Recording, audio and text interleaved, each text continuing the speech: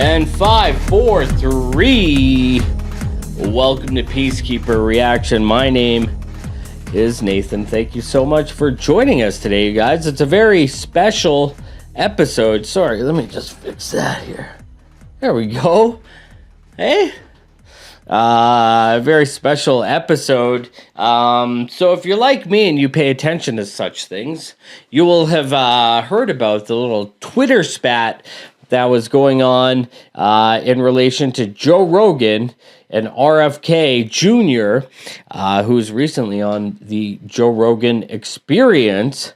And if you don't know this, RFK Jr. is someone he's more in the weeds than I've ever been when it comes to the topic of vaccinations. But obviously, that's a hot topic as of late. These past few years were a bit odd, to say the least, when it comes to this stuff. There was a lot more, I want to say discussion, but in fact, it was sort of just one side shouting down the other side because there was people had questions, had thoughts about the COVID vaccine and its effectiveness and how crazy this topic got in the past few years. First of all, you had people like Bill Gates heavily pushing the vaccine. You had people like Rachel Maddow saying if you get the vaccine, COVID stops. And then we found out, it's not true. Even if you get the vaccine,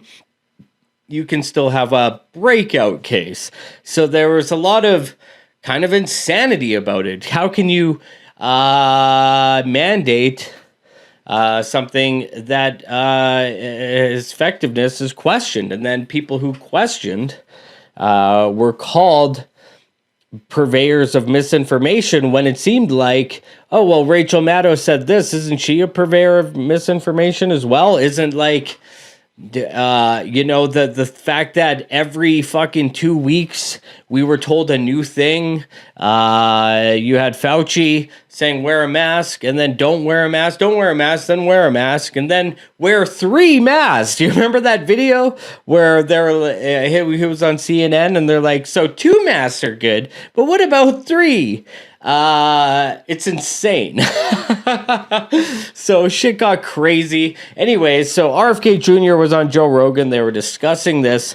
They're discussing vaccinations and stuff. And then Peter Hotez, who is sort of like a pharma industry shill. He's one of these guys.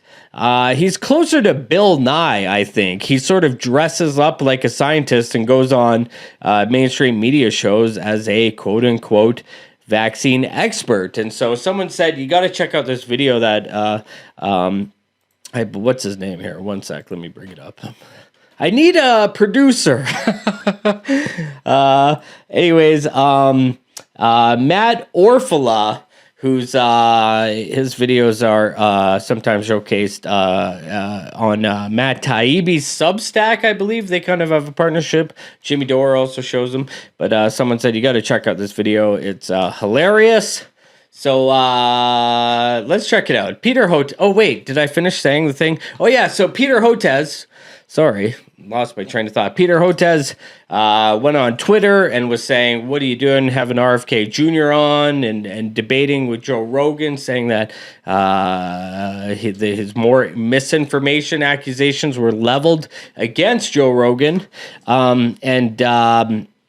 So Joe Rogan had said on Twitter, I'll donate $100,000 to the charity of your choice if you come on and debate me. Or debate RFK, no time limit. Obviously, why would this guy in a million years go on Joe Rogan and debate RFK? That would be like an environment he wouldn't be comfortable on. He only goes on friendly shows in the mainstream media where people throw softballs at him. I remember this happened in Canada too. So I remember I was... this is a side note, watching the CBC in Canada, and they had a segment on whether or not we should give COVID vaccine to children. And the host had 0 questions for the doctor that she was interviewing. It was like a 60-second segment. Like the host, all of a sudden, this journalist had no questions. They just said, okay, yes, let's give it to children. And then they did a 90-minute episode about whether buying stuff at the dollar store is cheaper, and a real hard-hitting investigation by the CBC. Oh, man.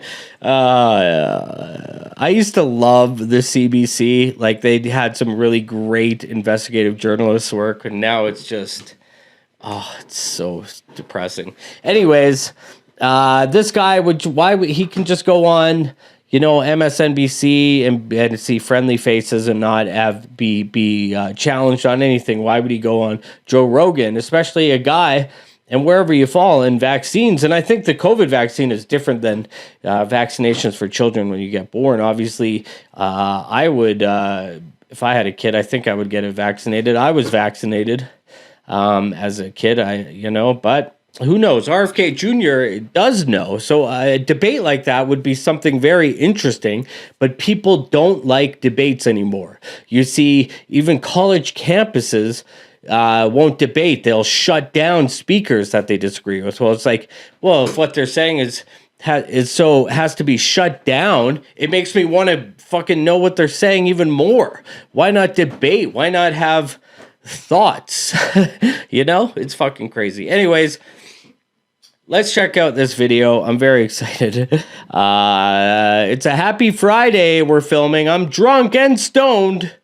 And this is Dr. Hotez, vaccine expert. One of the things that we're not hearing a lot about is the unique potential safety problem of coronavirus vaccines. And then something changed.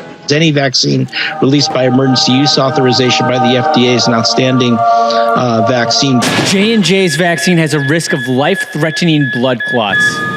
When you hear the beep, that's the sound of safety. So don't overthink it. Okay, hold on. So March 2020, he was in front of Congress, it looks like, asking about the effectiveness of vaccines. So what was going on then? Was Trump president? So it would have been Trump's vaccine? Is that why it seemed like he was vaccine hesitant. And then what changed? Take it. So funny. They're both really good. They're all really good vaccines. Get vaccinated now. You gotta call now. If you wait, it's going to be really too late to protect your child. If this was your child, what happens next could make it the worst day of your life. So even though COVID poses zero threat to healthy children, Vaccinate your children. Do the right thing. Be safe and not sorry. I'm strongly recommending for adolescents to get their 2 doses of vaccine fully immunized after those 2 doses. Advanced technology that can help save lives. This is going to be a long-lasting vaccine. A few moments later. We're seeing that 2 doses is not holding up well for emergency room visits. It's not holding up well for hospitalizations. Here we go again. Everyone's going to need a booster. You need that 3rd immunization. Triple the amount. Get that 3rd immunization. The 2 mRNA vaccines were always a 3-dose vaccine. I've always said this is a 3-dose vaccine. Oh my God! This shows the fucking craziness. How can you trust a guy who was there from the beginning and you have all this tape of him saying, go get your vaccine. This is a long-lasting vaccine. Oh, shit. You're going to need a booster. And then, you're going to need a 3rd booster. I've always said that. And, of course, wouldn't the fucking journalist say, hey, dude, you didn't always say that. In fact, last time you said you're going to need a booster and it's going to be long-lasting, and now you're saying the opposite. Why? That seems like the first question a journalist would ask. I've always said this is a 3-dose vaccine. But I'm not done yet. That 3rd immunization, the problem is it's not holding up. So we may have to look at sort of innovative solutions. Oh God, not this again. 4th immunization, just to keep them, keep them going, to keep the country going. We have to consider some out-of-the-box things. There's noted misogynist Don Lemon. Fourth immunization. Fourth immunization. Get that second boost. A second boost to keep the country going. second. I've made that recommendation. The fourth immunization. But I'm still not done. 1 semester later. Unfortunately, the numbers are starting to trend up again. So the hospitalizations are up. And so the most important message that I have this morning is get your new bivalent booster. Willie and Lise were saying they got their booster, and I was like, oh, I need to get mine. And then I found out they're talking about the third shot.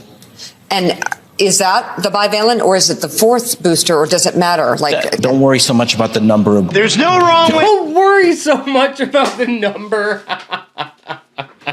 Holy shit, dude. By this time, if you're still regularly getting these things, you might want to think, whoa, wait, maybe we should have a debate about this. No, shut up! Shut up, stupid! Way to use it. You have to get it. This new bivalent booster. You can double or triple stack them. The new bivalent one is doing a much better job. You have to get a booster. Yeah. You need to get this new bivalent booster. That bivalent booster for COVID. But does everyone ages 12 and older need a booster? The answer is yes. Yes. And by the way, if you're over 50 and have gotten 2 boosters and more than 2 to 4 months out, you're going to need a third booster as well, a 5th immunization. 5. I don't think we're going to need an annual booster like flu. Eventually. Dr. Hotez supports yearly boosters, just like flu. But I'm still not done. It looks as though the boosters are not holding up quite as well as we'd like. And I think our thinking is going to change, and that what's going to happen is every few months we may need another booster. Perfect results each and every time. We just could not overcome that massive disinformation campaign, these fake concepts of herd immunity and discrediting masks. Dr. Hotez, you are a national treasure. It is picking off young people like we've never seen. Dr. Peter Hotez, that was extremely informative. Disinformation that you're hearing, that kids are fine, it's nonsense. Kids need to get that vaccination. You healthcare workers have been our saviors. Watch out for that misinformation. Dr. Peter Hotez is probably one of the smartest people on this topic. If you haven't gotten your 5 and up vaccinated yet, now's the time to do that. Dr. Peter Hotez, thank you for saving the world. They also support giving that third immunization for the 12 to 17-year-olds. People have to feel safe. Dr. Hotez, you are a voice of reason. Take down the fake information, these fake concepts of herd immunity. My last hope is. Okay, so first of all, you see his posture? This is not a guy confident in what he's saying to you. You know why? Because he keeps changing what he's saying to you. And is he getting orders from the industry? Or are they saying, hey, man, go and push a little more? And he's not even into it. So he's on these shows and he's like, well, it turns out that the boosters are still not holding up. It reminds me of when I used to be a drug addict in my younger days, and I would go to my dealer without any money and be like, hey man, can you hook me up? I'll fucking pay you on payday. They're not holding up, maybe we should get 4, maybe we should do 4. Oh yeah, let's do 4 or 5. Don't worry so much about the numbers. It's so funny to say take down disinformation when the disinformation is the shit you said 3 months ago. You know what I mean? So this is beyond bananas. And everyone just saying, thank you, you're a national treasure. This is fucking insane. Is to vaccinate our way through this. Make certain that everybody's vaccinated, including their kids. That's the single most important thing right now the American people have to do. Dr. Peter Hotez was a person that we like to go to for this sort of expertise. The single most impactful thing you can do is make certain that you're fully boosted and preferably 2 boosted. Later. Monkeypox is a global emergency. And it's accelerating among a specific social network of men who have sex with men, not because it's sexually transmitted. Monkeypox is sexually transmitted, almost exclusively. Before we let you go, we have to stop and applaud you because I a lot of MSNBC viewers who have watched you constantly for the last 3 years or so and have come to trust you. I don't know if they fully appreciate what you have done. Wow, you guys. So, hey, let's not debate this. Let's just change every 3 months. And anybody who says, well, hey, what about... Shut up! So that's very interesting. So obviously this guy isn't going to go on Joe Rogan and debate RFK. That would be fucking insane. So wait, hold on one sec. Let's be clear. Oh no, he was on 4 years ago. So no word yet. But why would he? He takes his orders from the pharma industry, and they're not going to say go on Joe Rogan. But that was so enlightening. Great video, Matt Orfalea. And let me know what you think about this topic. It's a crazy topic, but I welcome debate. And I'm also open to having my mind changed about anything, really. Once I hear something that makes sense, obviously I go with the sensible option. Anyways, for Peacekeeper, I'm Nathan. Play safe. I can put my arm back on.